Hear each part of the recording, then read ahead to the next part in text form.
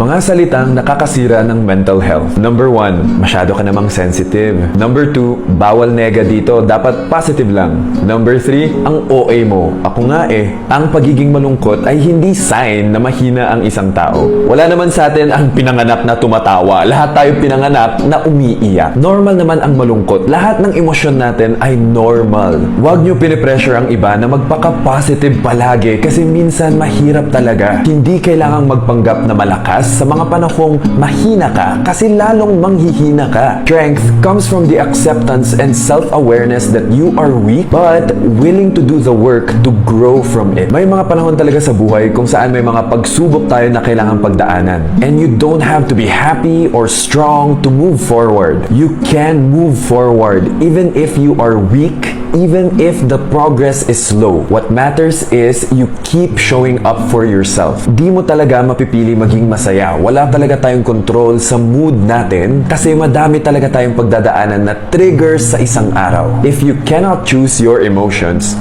what can you choose? You get to choose the kind of person you will be at the end of the day. Don't let your emotions decide who you will become because emotions are temporary. Let your values guide your character because values are constant regardless of what your emotion is.